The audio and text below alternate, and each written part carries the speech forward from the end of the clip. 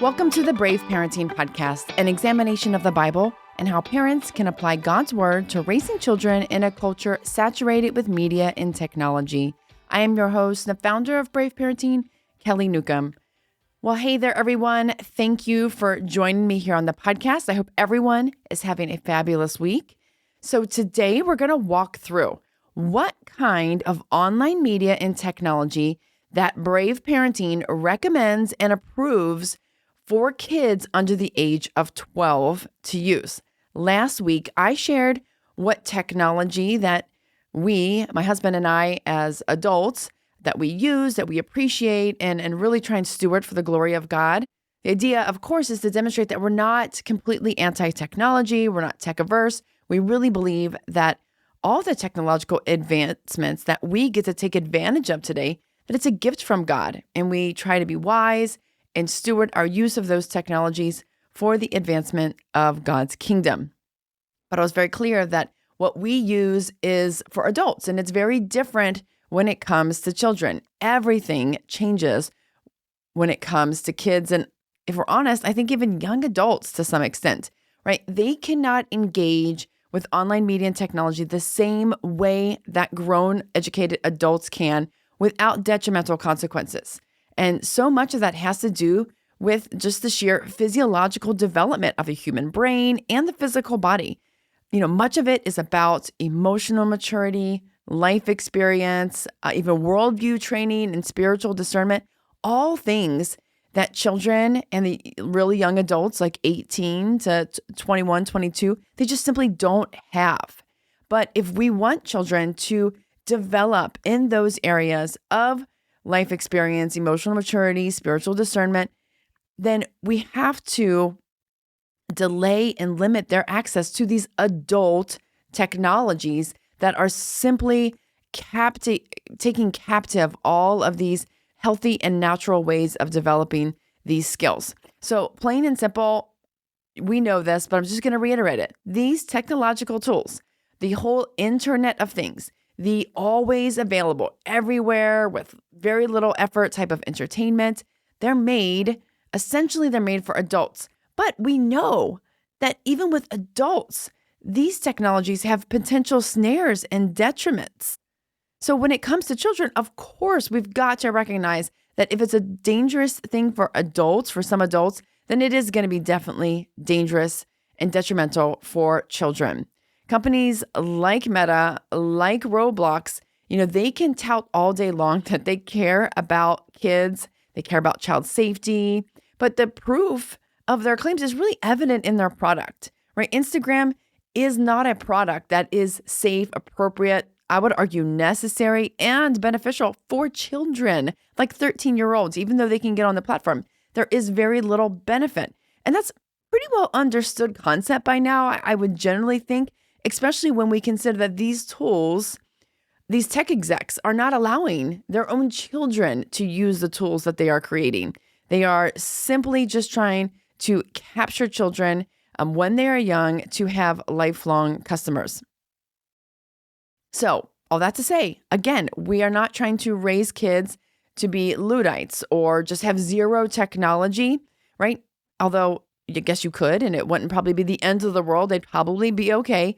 But we can be good stewards in discerning of what kind of media and technology that they are engaging with that not only kind of protects them, but it also promotes healthy development, but allows them to be relevant with the technological developments that are going on today. We know Proverbs 22:6 tells us to raise up a child in the way they should go. If we want children who are not addicted to pornography, who aren't anxious at the idea of making social small talk, if we don't want them to have lives that are like curated experiences for public posting and public validation, then if we don't want that for them, then we have to restrict and delay and limit access to their online media and technology when they are young, because we want them to grow up knowing that their worth is found in Jesus Christ.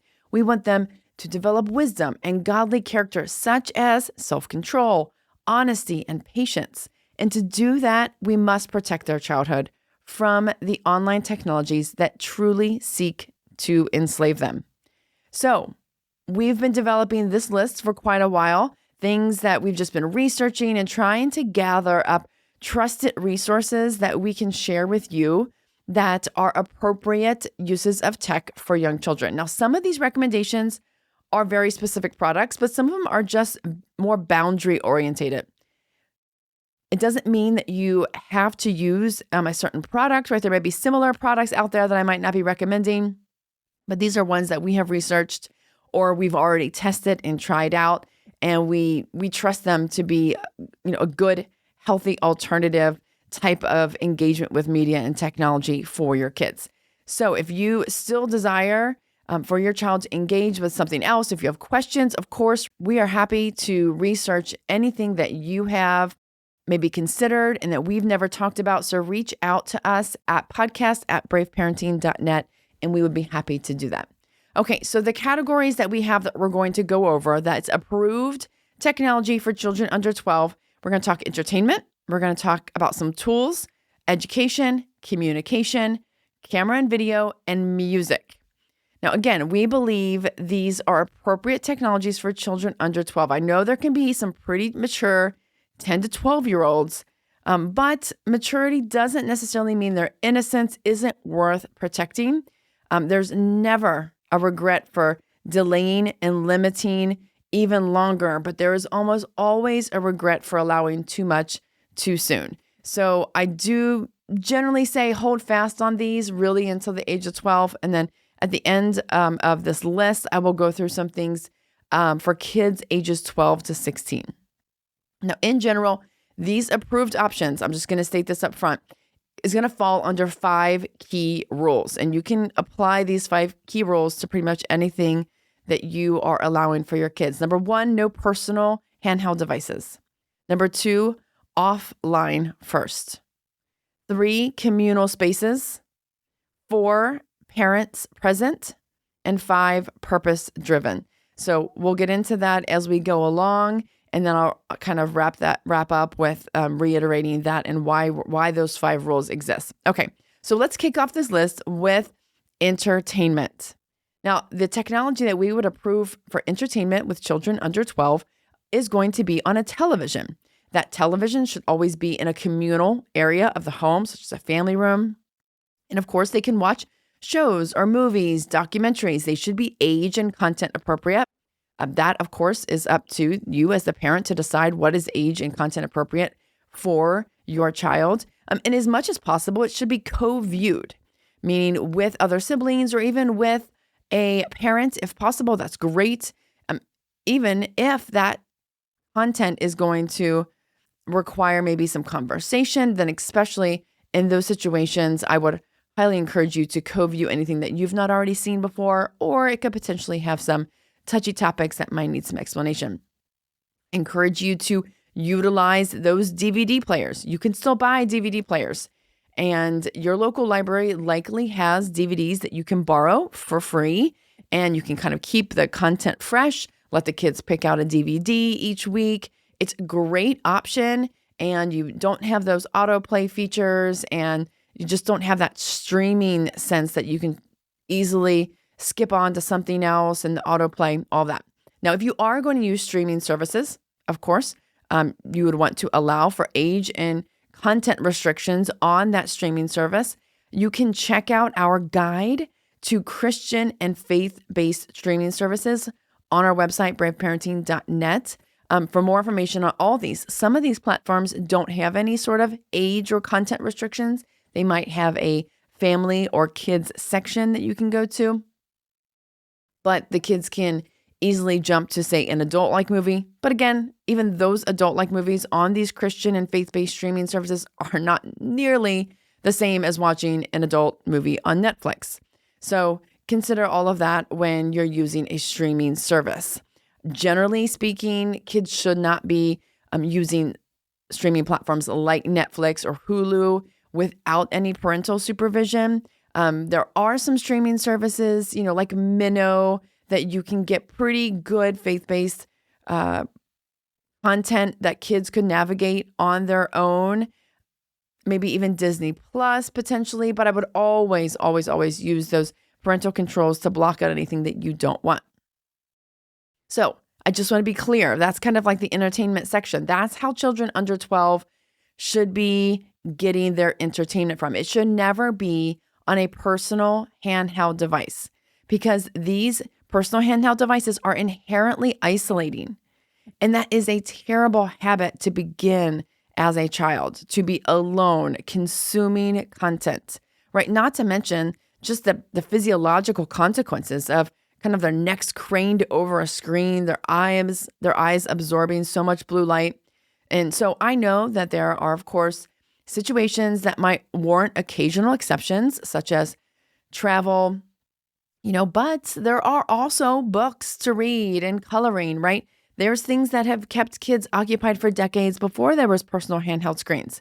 I mean, I just recently read Little House on the Prairie, and I'm like, wow, kids really did this back in the day. They traveled across the country in a wagon, right? And I thought, humans are amazingly resistant, right? Our children don't have to have a screen, right? Just because they can doesn't mean that we should always allow it. They can actually find other things to entertain themselves, and we can give them other alternatives as well.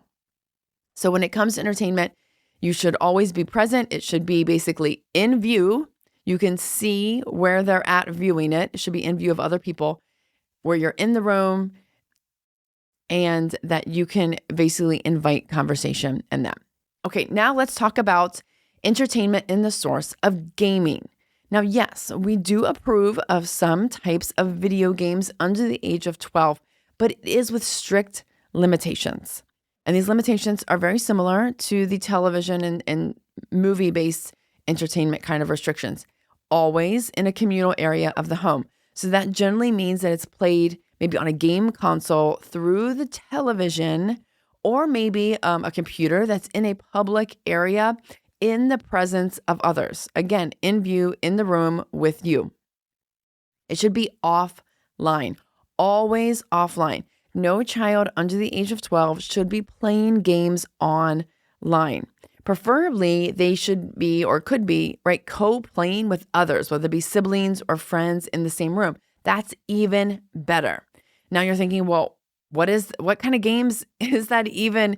Does it even include? Well, if you have a Nintendo Switch, even the newest Switch, this is actually a great console for offline games.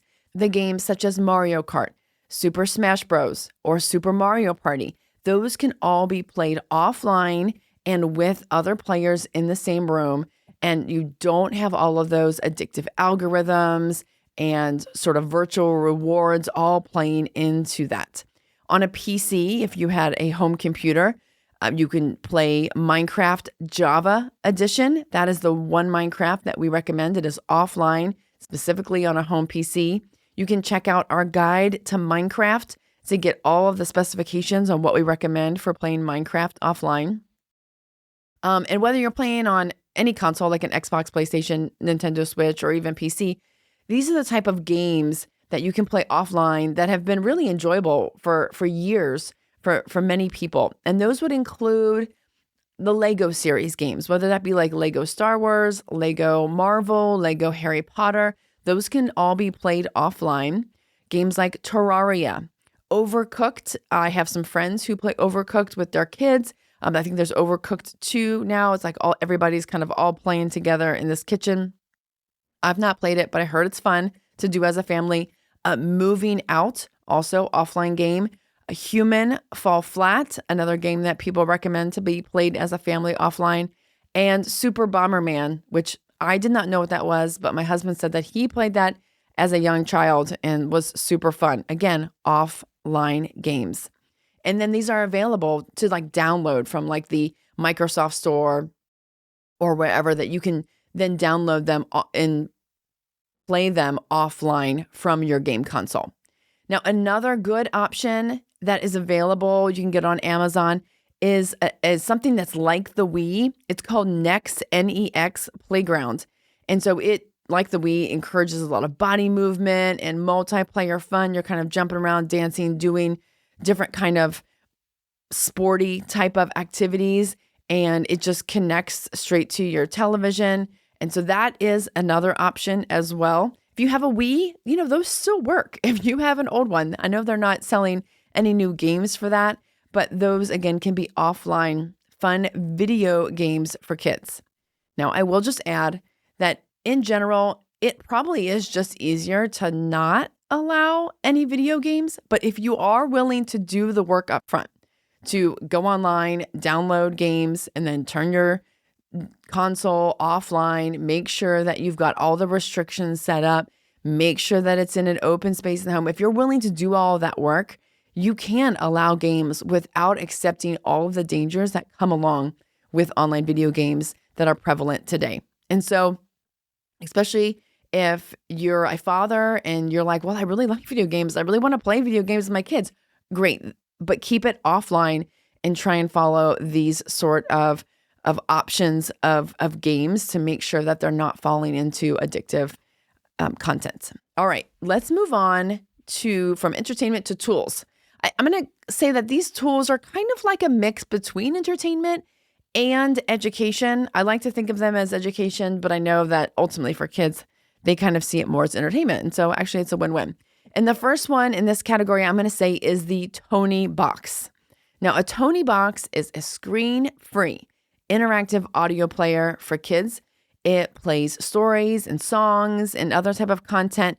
When you place this magnetic figurine, which they call a Tony, on top of the actual audio player, which is like this soft fabric covered cube. We have a Tony Box at our house that our granddaughter uses. She absolutely loves it. So she got it for her 6th birthday. So she actually kind of got it late because a lot of kids will get it when they're like toddlers, like maybe 3 or so. But she loves it. She probably uses it every single day. She's 7.5 now. I think she's probably used it every single day since she's got it. Her favorite Tony at the current moment is Charlie and the Chocolate Factory by Roald Dahl. These Tonys that you put on that box, they are kind of pricey. They're like $15 to $20 a piece. The box itself is about $100.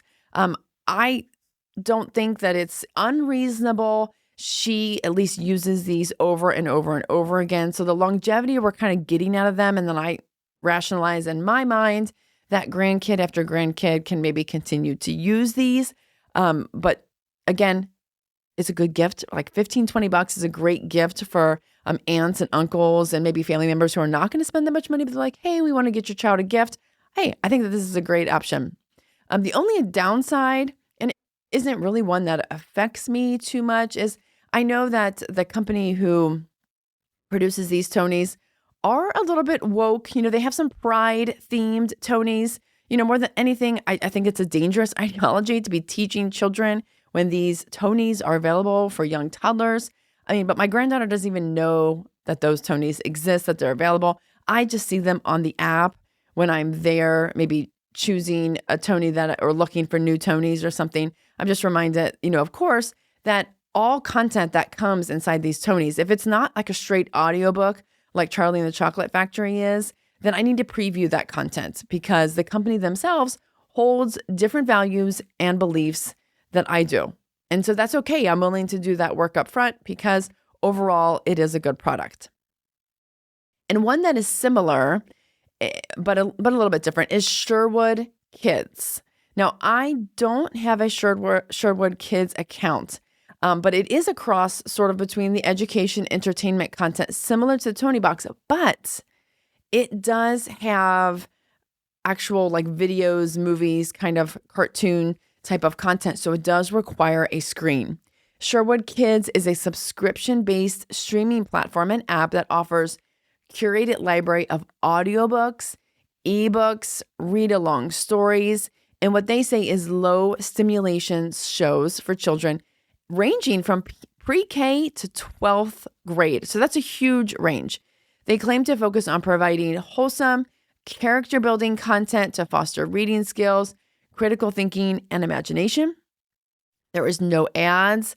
There's no sort of fast-paced garbage type of content like I would classify like SpongeBob. And you do have to sign up, obviously, for a subscription. It's the only way that you can view their content. They don't have anything that they offer for free. But if you do sign up for a yearly subscription, you get a free Sherwood Bluetooth speaker that enables your child to listen to the Sherwood audio options. So I do like that. I just haven't got that subscription to actually try it out. And I haven't talked to many parents who have, but I like the concept. I like what it is that they say that they're offering. I think in my mind, the best case scenario for Sherwood kids is maybe when you've realized you've allowed too much too soon and you really want a better alternative for your kids who are maybe used to having screen time on a regular basis. You can use Sherwood Kids content as a way to sort of wean them off, or at least just give them better, low stimulation, character developing type of content. I would never allow the app to be on that personal handheld device. However, right under 12, there should be no personal handheld devices. And so even though it's an app, I would recommend that you only use it through the TV, right? If you get that subscription and you download the app, use an Apple TV, use a Chromecast device in order to cast that to your television so that the children are watching it in a common and shared space, right? Even better when it's with you and you can kind of share and talk about that content together. And now if we move into tools that are strictly educational, I'm going to start with the Kindle Paperwhite e-reader specifically. So now ideally, paper books are going to be best. But as your kid gets older, based on their reading habits or maybe your family situation, an e-reader may be appropriate. Now, not just any Kindle is going to be okay for young kids. It really must be the Kindle Paperwhite specifically because it's made for reading, right? It has a soft light and a glare-free screen that reads like paper. Another benefit, it has a long battery life. So if your kid forgets to charge it, or it will last on long trips. Now, of course, parents will need to download the books themselves, to the device before your child can read it. But, if you're a Kindle user, obviously that's a piece of cake. Even if you're not, very small learning curve there. So if your child is just a ferocious reader and you can't possibly keep up buying enough books or get into your local library to borrow those books, an e-reader may be appropriate for your kiddo. But again, Kindle Paperwhite e-reader only. The other option would be MP3 audiobooks. Now, public libraries have these available. They're usually called like playaways.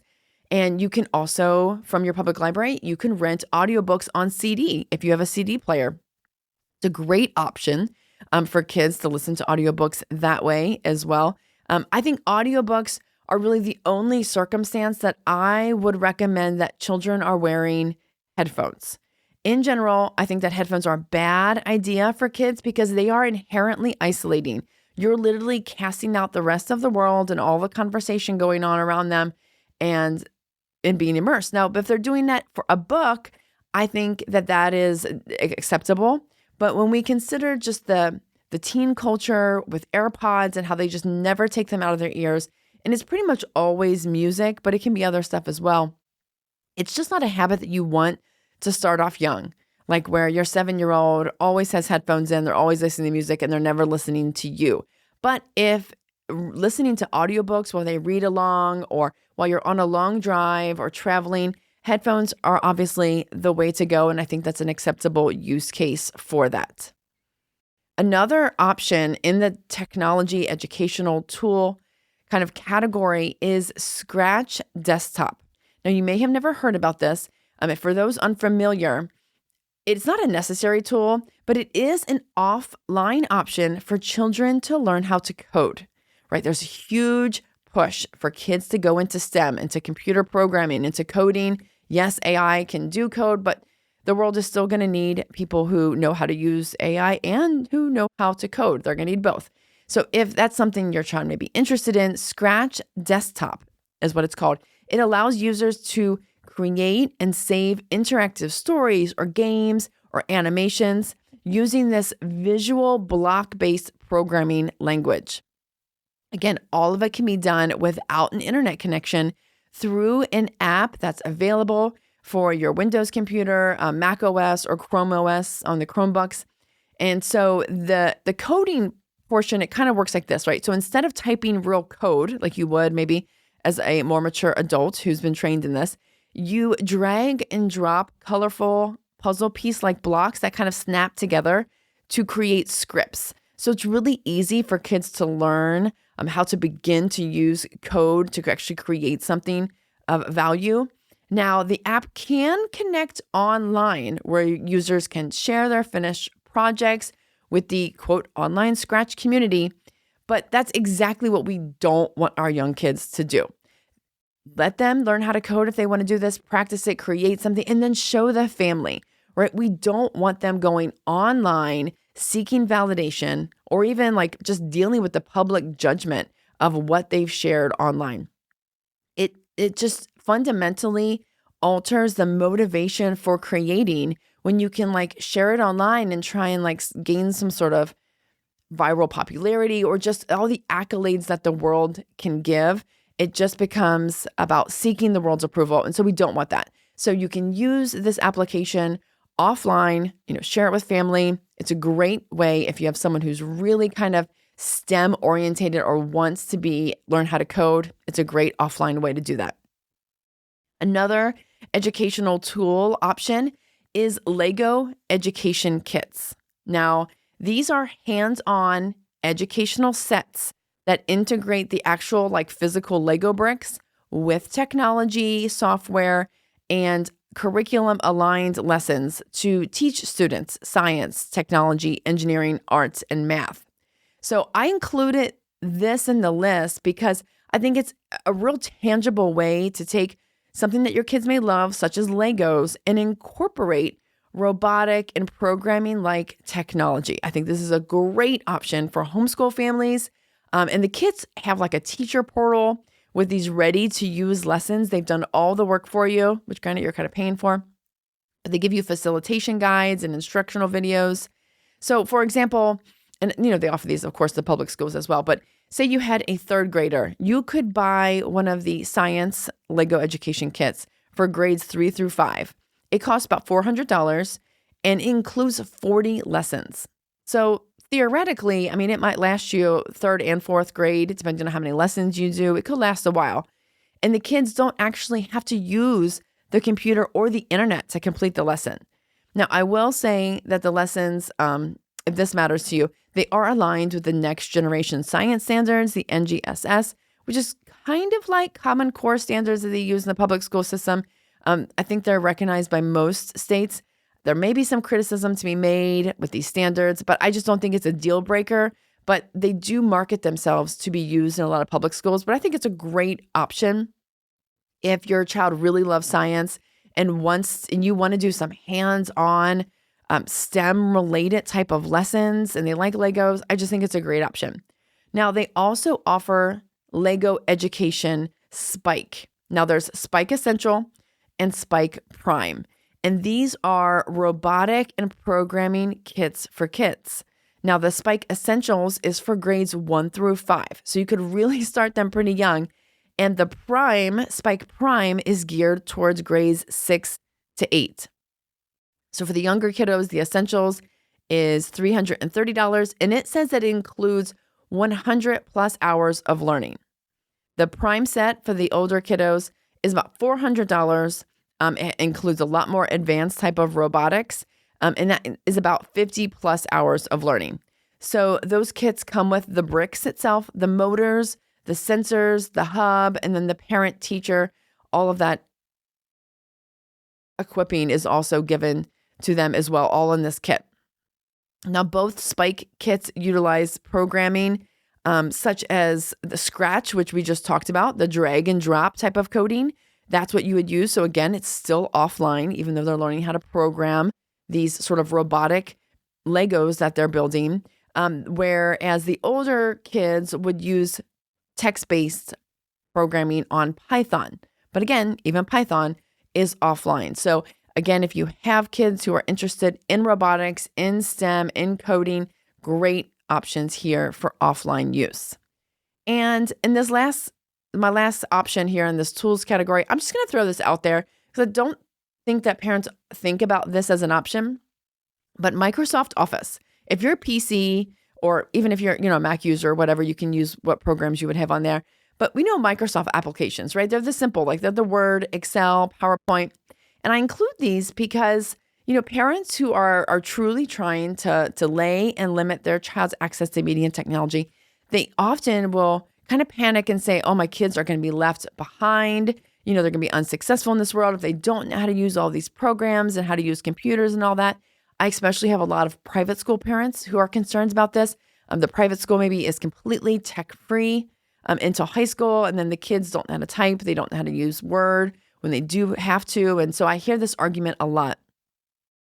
But I think you can easily disconnect your family computer from the Wi-Fi, right? You could open up Microsoft Word or PowerPoint or Excel. Maybe you show your kids some of the basics on how to do it, and then you sort of set them loose. Because if the computer's online, they can't jump over to YouTube and just try and do something else, but give them an actual project. Maybe they can type a letter, right? Typing is still a very valuable skill that they need to know.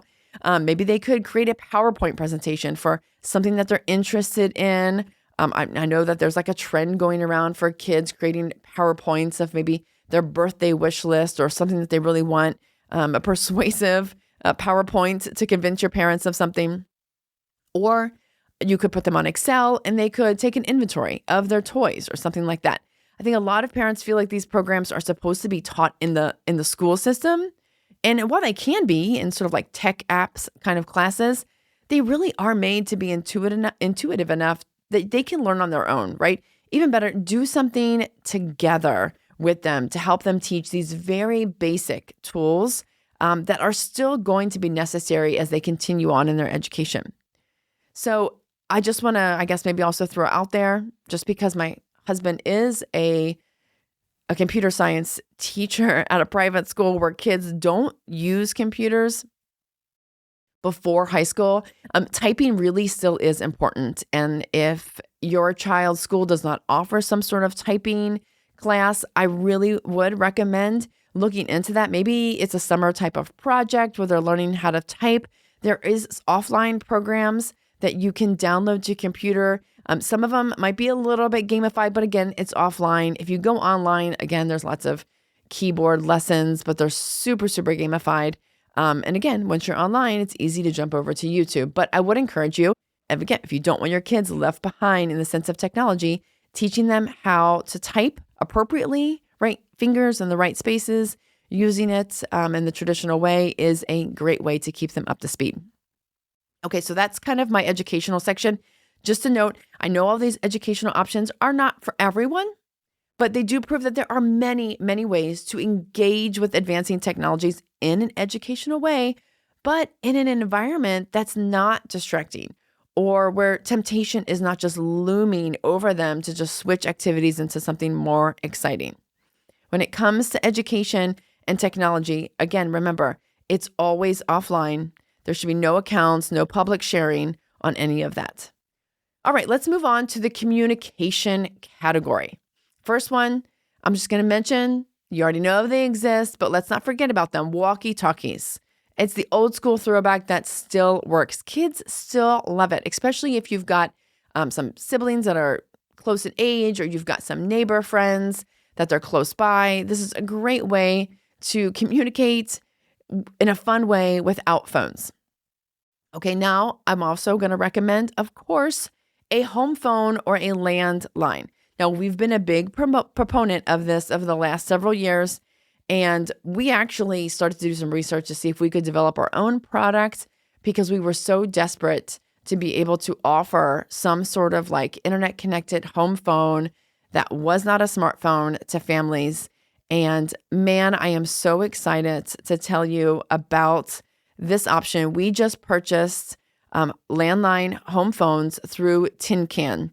It's just awesome. This company is awesome. I'm so thankful for these men, their fathers who created this product because it's so needed. It's exactly what we were trying to create and they've already done it. So we know, right, that kids crave communication. They crave connection with their friends and family. And that's why they end up getting online and playing games and doing all that. These home phone landlines, right? These are what we had as kids growing up pre-internet, right? In the 1900s. The Tin Can phone has a classic flashback option. And it's just like your standard like corded phone. It's not like a rotary, it does have the buttons, but it's just super classic. It plugs directly into your internet router or in-wall Ethernet port or extender. There is an app that you can use to allow certain contacts, and then you can also allow certain talking times. Love that. So you can still put some restrictions on this. So we have 2 flashback phones. We have one in our house, and then our daughter, who is the mother of our granddaughter who lives with us during the week, has one as well, so that they can communicate. And so the 2 flashback phones can call one another without a subscription. They call one another for free. It's awesome. Now, you can get a Wi-Fi connected phone if you don't have a place in your house that is very convenient in order to plug a phone directly into the internet router. So you can get the internet connected phone. That one does cost $10 a month subscription. And it looks a little bit more like a tin can. I think it's probably a little bit more hipper, but it still has like the classic cord and the phone base. And now if, for example, the flashback phone, if I do want to enable my granddaughter to call me on my cell phone, on my iPhone, I can pay that $10 a month subscription and then program my phone number as an applicable number that she can use, right? Because it's not going from flashback phone to flashback phone. So you can still pay the subscription and get that. But again, if you have a handful of friends that your kids, know and are engaging with, and these families are also doing the delay and limit model when it comes to smartphones, this is awesome. I think you get a discount the more that you buy. So you can all go in together. You can get these phones. Your kids can talk to each other. They can coordinate play dates or whatever. They can have that connection without being on the internet through a video game, exposing themselves to like all kind of algorithms and other dangerous content. So love that option. Make sure you check out our link in the show notes. Another option, and we've talked about this a lot before, it is the kid-safe home smartphone. Now, if the tin can isn't an option, for you, you can get a kid-safe phone, such as Pinwheel is kind of our recommended go-to.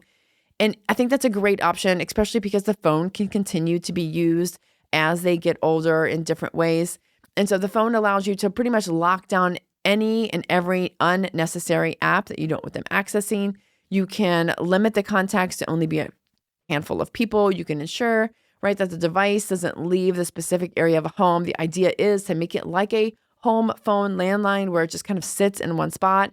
You might be able to enable them to text, so that could be beneficial if some of their friends have phones and that text, but your child does not. So it just depends on the age of the child. Of course, just remember those home smartphones never go behind closed doors, right? They should always be used in public spaces. You can check out our podcast that we've done on the home smartphone to learn more about that. When it comes to smartwatches, that can be an option for communication as well. But again, I think it should be rare and really a specific need or niche kind of reason why you're having to use that smartwatch. So the one that we would recommend the most is the Gab smartwatch. We have tested several of them, researched many of them. I think Gab still, in my opinion, is probably one of the best ones. Now, most children in general will not need a smartwatch, especially when they're young in elementary school and whatnot. It introduces this personal technology, the idea that I can have a screen, even if it's really small, right? And be distracted by it, to have something to look at. And when you allow that too early, that can it just sets them on a trajectory of loving technology too much. So I think some examples where this may be appropriate is maybe if your child does come home alone and maybe they're spending an hour or so by themselves and the parents want to be able to call and say, hey, I made it home or whatever, or hey, I'm going to be home late, right? We know this can happen a lot of times. Yeah, right. There's nothing wrong with an 8 or 9-year-old being home alone for an hour or so. It's not child endangerment, y'all, right? It happened for decades. I'm absolutely certain I was left home alone with a landline when I was a kid, right? But nevertheless, I think that if your child is kind of between that age of like 9 and 12, maybe they're really involved in an athletic sport where they're maybe there for a couple hours and you're leaving them there, This could also be a good option in case practice ends early, in case you're running late. If you do need to communicate, you can set those watches up to only communicate with the parents. And so that can be a good option as well. But again, it should be rare. Okay, so that's the communication option. So lots of good options there to keep kids in communication, not only with you, but with one another, which is really what we want. Now let's move on to the camera and video category. So a couple options, because kids want to take pictures, right? We're all so obsessed with pictures, especially parents. And so kids want to do the same thing, but we don't want to give them a smartphone or a device to be able to take the pictures, because then that just opens up, obviously, everything else that's on the device. So here are some options. There's the Polaroid Go phone, camera, or there's the Fuji Film Instamax. They're pretty similar, right? The Polaroid Go, it's about $90, and the film is kind of expensive. I think it's about $21 for 16 pictures. But I do think it's a fun option, especially for elementary kids, especially girls, because it really forces them a little bit of patience to wait for that film to develop. It gives them an immediate, tangible product to appreciate when the picture does develop. They can't sort of overpose or keep retaking the picture like you could on a phone or a digital camera. So it forces them to embrace the imperfection of the moment, which I love. And the same is true for the Fujifilm Instamax. Same concept, a little bit cheaper. I think the base itself is about $65. The film, last time I looked, was $17 for 20 sheets. Now, either can be a good option. I think also, where this is a good option, you're like, I'm not going to spend that kind of money on my kids. But if grandparents are looking for something for a birthday gift or a Christmas gift, and you don't know what toys, and you don't want to say, nope, please don't buy them a tablet. Please don't buy a video game console or whatever that is. These type of options are great for the grandparents or the aunts to buy kids to give as a gift. And they can enjoy them. Maybe they don't use them forever, but it can be used as a fun option for them during that season of life that they're in. Now, the camera that I really love and really recommend, has a lot of longevity here, is the Camp Snap camera. Yo, I love this company. The Camp Snap camera, you may have seen it. I know they do a lot of advertising on social media. It has no screen. It's a point and shoot digital camera, but it's reusable and it's rechargeable. It takes up to 500 shots on one charge. And so it really takes the need out of kids having a phone with them to go to camp or to a birthday party or any event, frankly, where they can take the pictures that they want. There's no film to be developed or accidentally exposed, and they are only going to get so many shots. Again, it forces the development of great character traits that we are losing in this world when all the technology is available all the time with no limit, right? So they can learn traits such as patience and accepting what is, right? While living in the moment. You took that picture and that picture just is what it is. And then you move on and you live. You're not still staring at the screen saying, oh, no, wait, I closed my eyes. Oh, I didn't like the way I look in this one, right? You just take it and you move on and keep living. So zero temptation to analyze and critique the photos. Now the camera is about $70, but again, it's digital, it's rechargeable, terrific option for kids. Again, add this to your kids' Christmas list or birthday list for grandparents to give. Great gift for that.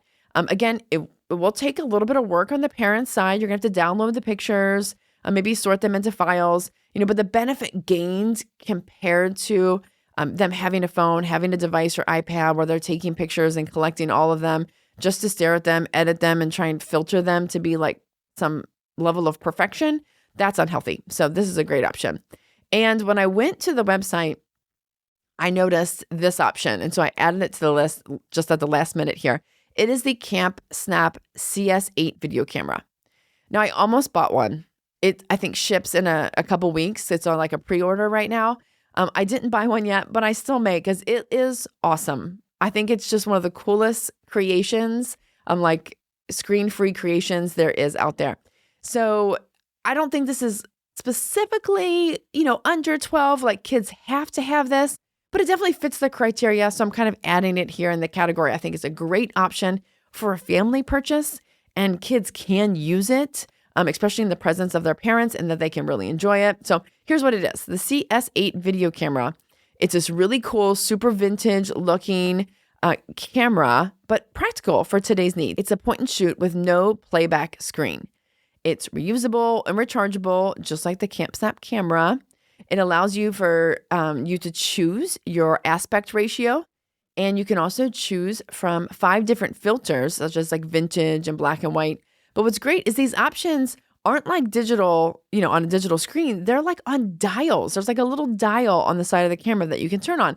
And even, I think, fun, even cooler, is there's these 2 analog meters that show you your battery life and your SD card space. Awesome.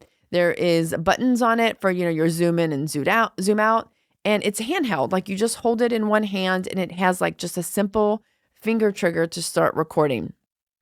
So if you have a child who really just loves video or wants to learn videography, or if you're just a parent who loves to take video of your kids' performance events or just everyday life, this is an awesome option because it's distraction free. You can embrace the imperfection. You can embrace patience. And as a parent, that's awesome. That is what you need to be demonstrating for your kids. You can capture the moment, right? It does not have to be perfect. It doesn't have to be, filtered and edited. I mean, granted, they do offer filters on this. You can make it look cool. Again, you're going to have to download the videos to a computer. So it's going to involve, obviously, parents if, the kid is using this. But right now, the camera is $150. That's why I was debating buying it, because it's like super affordable when you think of a video camera compared to like a digital SLR. This is like super affordable, and all the reviews from the first shipment that they had are just raving. Everybody loves it. So I think this, again, can be a great option for a family and especially for parents to use when filming their kids instead of using their phones. Now, to go along with that, I'm going to add 2 other sort of tech options in this camera video type of category, and that is a digital photo frame. If you do get your kids, such as like a CampSnap camera, and they have these digital photos that they want to showcase, a digital photo frame is a great way to do that. So they can enjoy the pictures that they took every day as they kind of cycle through. I think that's an awesome option. I love the digital photo frames. And you could also get a photo printer. It's an option, if they have a CampSnap camera and, want to invest in sort of some the photo printer and photo paper, depending on their age, either with your help or alone, they could print their own pictures. And they can create albums and scrapbooks with it, or maybe gifts to give their friends, right? There's lots of options there. All right, so that ties up that category. Now let's talk music. This is my last category here.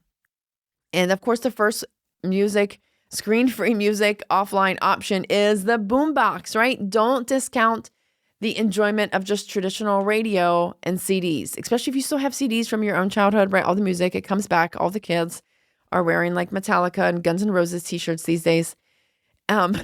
And so you even see record players that are coming back into the marketplace and becoming the thing to get. I have several high school students, young adults who have record players. And I'm like, that's so awesome. So you can still buy boom boxes in case you don't know. They have the AM, FM radio. They can play CDs. Great option. Now, if you are looking for a digital music option, the one that I think is the best through all the research that I've done it's called the Mighty 3, MIGHTY 3, the Mighty 3. It's a small, portable, screen-free music player that lets you listen to your synced Spotify Premium or Amazon Music playlists or even podcasts, right, offline. So you don't need a phone or an internet connection. So think of it like the iPod Shuffle back in the day. So it's very much like this, but it's updated for streaming services and Bluetooth connectivity. So the device connects wirelessly to the phone, then it will sync the music playlists, and you can even sync like headphones. We highly recommend the Bluetooth speaker option for music, unless it's like a long car ride or air travel, or chores, frankly. When I am actually, the only time I'll really listen to music in my headphones and not out loud is if I'm sort of doing chores. I'm just cleaning the house and I've just maybe got a podcast or music going on. If your kid wants to do that while they're doing chores, more power to them, because the more chores they do, the more music they get to listen to. And that may be a great motivator. So, of course, This option does require parents to have that Spotify Premium or Amazon Music Unlimited subscription plan. But if you already have that, this is really a great option because kids can have their own playlists. They can sync it. They're listening to it offline. They don't need to have it, all shared type of music lists and whatnot. So this is really a good option. We're often asked, how to solve this problem of music when you're not allowing personal devices. And I think that really the Mighty 3 is probably the only and best option other than a boombox type thing. Or there is this option, and it is similar to the Tony Box and Sherwood Kids. It's a little bit different, but it can, because it works as a Bluetooth speaker, I put it in this category.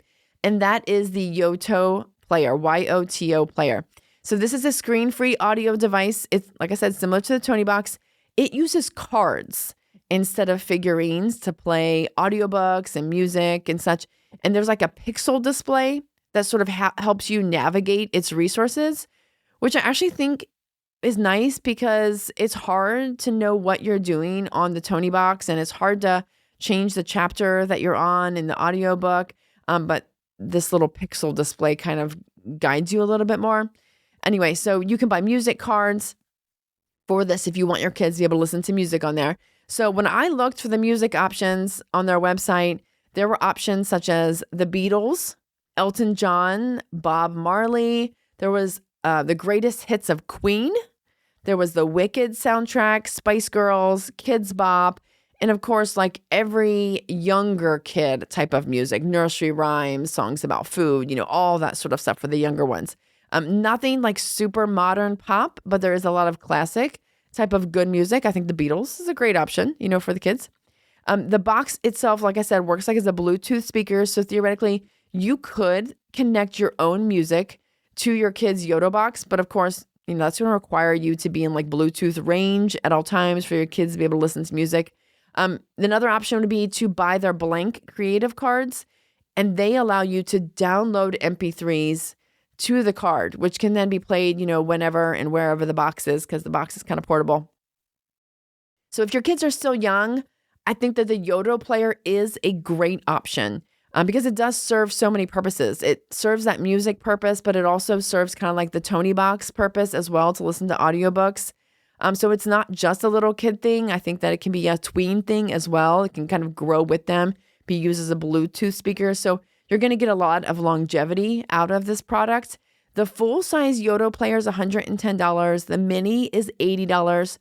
The cards range in price. I mean, one book is like $12 to $14, which I think is a little bit high. If you were to buy the entire series of Roald Dahl, for example, it'd be like $60. The Chronicles of Narnia entire series, $60. So it is kind of pricey. They do have some clearance cards. I think I saw as low as $3. And if you were going to do the make your own cards, they were $30 for 10 cards. Okay, so that about covers it, right? That's for the kids under 12, they can still partake in entertainment. They can engage educationally with offline tools and resources, right? They're still able to take pictures. They're able to listen to music, and they're able to still talk on a phone, right? All of that was what we had available to us as pre-internet kids back in the 1900s, as I like to say. And it was enough, right? It still gives kids enough time and space and range to live in the freedom that is childhood, to engage in imaginative play, to read because they want to, or because they're bored, to think, to learn, to build cognitive skills that will be useful in every facet of life, not just cognitive, like tech savvy type of skills. So I want to reiterate our 5 rules, and they are: number 1, no personal devices. Now, why not personal? Because it keeps kids in community and avoids isolation, where Satan loves to find them alone. Number 2, offline, always offline first. Why? Because it removes the harm of infinite content, invisible strangers, and intrusive algorithms. Number 3, communal spaces. Why communal? Because visibility deters secrecy, and it encourages conversation among everybody who's watching. Number 4, parental supervision. We should have a parent present. Why? because tech companies want to capture kids' habits and their hearts, and parents need to be aware that that is happening. And number 5, purpose-driven. And why do we have to have a distinct purpose for using tech? Because tech is a tool. And when we see it as a gift from God, we can use that tool to glorify Him and advance the kingdom. So the truth of the matter is, when we apply these 5 rules, the independence that kids actually crave, they can get from the real world. They don't need to feel independent and have freedom by using tech devices, right? Because they look around and they see adults and they of course want to be an adult. They want to have independence and freedom. And because every adult they see is exerting that independence and freedom, staring down at their phones, they just think that that's what they want to do. That's what they have to do. That's what being mature and adult and having freedom is. But we can give our kids different options. And it's, if the personal handheld screen time, if it's not an option, well, then they're going to choose the outside play. They're going to choose running around with their friends in the neighborhood or whatever that is. Then they're going to live that way, and they're going to be better for it when the screen is not an option. So no matter where you are with online media and tech devices in your home, I just want to encourage you that you can do a reset. You can, right? I'm going to encourage you and invite you to choose one way to upgrade and one thing to undo. Maybe you upgrade by renting a DVD from the library and you watch that instead of something streaming. Or maybe you're like, oh my gosh, I love the tin can phone. I'm going to order one. But also choose something to undo. Maybe you put an end to the tablet that just sort of wanders around your home and goes everywhere. Or maybe you put an end to the tablet entertainment as a whole and you move all of that to the communal television in your family room, right? You can start small. I know it's hard to just undo everything at once. I'm not asking you to do that, but just be in prayer about how to do that because all of this it's for God's glory, but it is also for the benefit of our young children. Now, I know I've been going long, but I just want to touch on real quick, what do you do between the ages of 12 and 16? Because you've heard all this and you're like, yeah, this all makes sense. Maybe, for the under 12, but what do we do when our kids are between those ages of 12 and 16, those middle school, early high school years? So let me just sort of brief you on some of what we would recommend. Brave Parenting does not recommend that a child receive any sort of phone, a smartphone, regular phone, kids' safe phone, really before high school. I could list a handful of caveats as to why they may need one or have, whatever the reason may be before that. But for the most part, it just isn't a need if you're giving your kids the ability to communicate in other ways, such as a landline, such as gathering them together face to face. If they have that, then they don't necessarily need a phone that they are carrying around with them all the time. You can have a home smartphone, but they don't necessarily need that personal device on their body at all times. If you do need to have that phone available, as much as humanly possible, the goal should be to limit how much personal handheld device screen time your child has.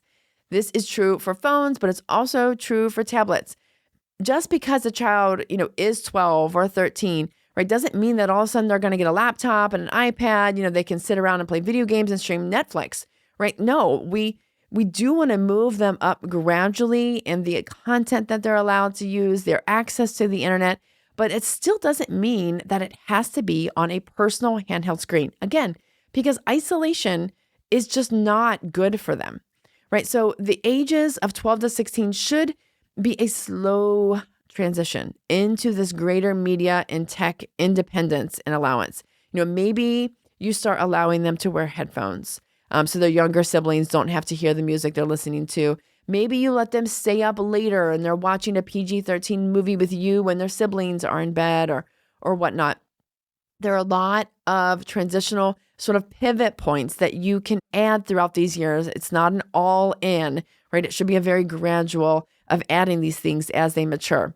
And of course, when it comes to social media, we've always stood firm that 16 is the earliest age ever that any child should be on a social media platform. But since the years that we've really taken that stance, it's pretty obvious that even later than 16 is probably better. There isn't a major benefit, I would say even a net benefit for most teenagers to be on social media at ages 16 and 17. If through prayer and discernment and wisdom, you think that your child really does need to wait until they're 18, then by all means, I say do it. I absolutely encourage you to wait as long as possible before allowing that social media. I believe that they will be better for it. And all in all, remember that the most important thing regarding your child's use of online media and technology, no matter what their age, is your faithfulness, right? Your faithfulness as their parent to train them up in the way they should go, to teach them to love the Lord their God with all their heart, soul, mind, and strength, right? To obey his commands and to disciple them every day. When you're sitting at home, walking along the road, lying down, rising up, that's Deuteronomy 6. You as the parent are to stay faithful to this so that your children will recognize, by observing your own life and your own technology use, that technology is not our ultimate hope, right? Scrolling is not the way that you find rest, and that entertainment is not your source of salvation, right? That we serve a holy and mighty God that brings us that hope, that rest, and that salvation in a glorious way. And we can bring him glory and honor through the way that we parent in this era of online media, smartphones, and AI technology, when we are faithful to do the very things that God has called us to do, which is, of course, to number one, disciple our kids, not to make them happy by giving them online media and technology. Okay, friends, that was a long podcast. Thanks for sticking out with me. If you're still here, I'm so glad that you've stuck it out. If you have any questions at all, please feel free to reach out. I'm happy, again, to research anything that maybe I did not list, but you're like, hey, what do you think about this? I'd love that. And I'd also just love to hear your thoughts about this approved technology for children under 12. All right, friends, that's what I've got time for you today. Thank you for listening. We'll be back next week. And until then, go and be brave.